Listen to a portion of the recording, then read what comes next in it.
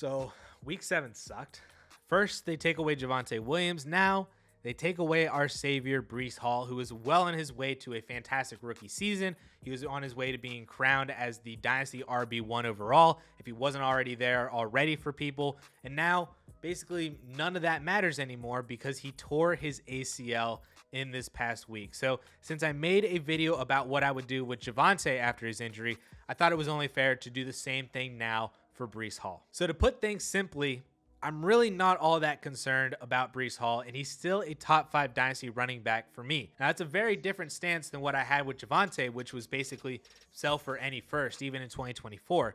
So you might be wondering why the difference, and it basically boils down to 3 main reasons. Number 1, Breece Hall's just a better player. I mean, he was a better prospect than Javonte. He was a better fantasy player before their injury than Javonte. He had an actual workhorse role with 3 straight games over 17 carries, plus a healthy target share with that rushing work to go along with it, and all that before the injury. Everything about Hall is just better than Javonte Williams prior to both of their injuries. Number 2, Hall is 1 year younger, which at the running back position does somewhat matter a little bit. Maybe not as much when you're comparing a soon-to-be 22-year-old to a soon-to-be 23-year-old, but it definitely doesn't hurt, especially whenever you pair it with the fact that Hall is literally better than Javonte at everything, like I said in number 1. The fact that he is a year younger, definitely a plus for him. And then number 3, Hall's injury isn't as bad as Javonte's, and early reports are saying that Hall's ACL tear is just your normal tear with some minor meniscus damage. That is not the same as Javonte, who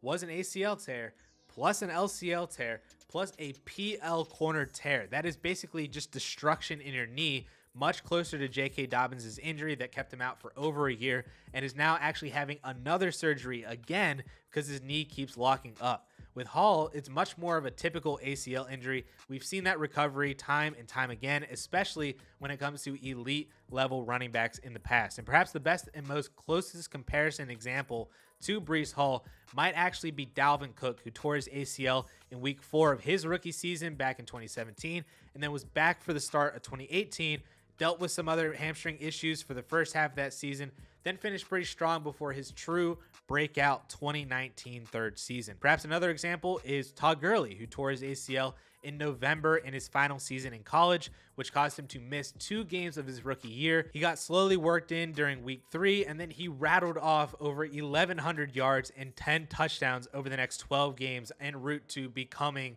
Todd Gurley. Jamal Charles tore his ACL in year 4 and then came back with a 1,700-yard season in year 5. We all know the story of Adrian Peterson after his torn ACL. The point here is that this injury shouldn't be as destructive as J.K. Dobbins's, or how I believe it will be for Javonte Williams. So if you have Breece Hall, I'm just really not looking to sell him, as I doubt you get anything spectacular right now for him, and you're probably just going to get a lot of buy low kind of trash offers. I think 2 23 firsts could be intriguing if they were both mid, or maybe one's early, one's mid, one's early, one late, that kind of thing. But I wouldn't sell for just 2 late 23 firsts. I wouldn't sell for a 23 and a 24 first. I would sell for a single 2023 first if that first was guaranteed to be the 101, because then I would just get Bijan Robinson. But again, that's probably not happening in your league, and somebody's not actually offering you that if they have the 1.01.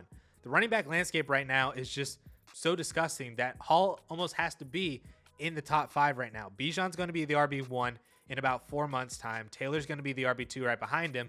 But then after that, it's going to be a conversation between DeAndre Swift and Breece Hall, Saquon Barkley, Kenneth Walker, and then you probably honestly get into like Jahmyr Gibbs as next year's rookie RB2. That's just how gross running back is for Dynasty right now, and why Hall is still a top 5 back, or at worst like RB6 in just a few months with rookies. It really sucks right now for everybody who has Hall in Dynasty, and I'm sorry, but you just kind of have to take it and wait for his return in 2023, and don't really accept anything unless it was something along the lines of what you would have accepted had he still been healthy. And if you're interested in more of my reactions from the past weekend of NFL news, you can check out this video right up here on my breakdown of the Christian McCaffrey trade to the 49ers.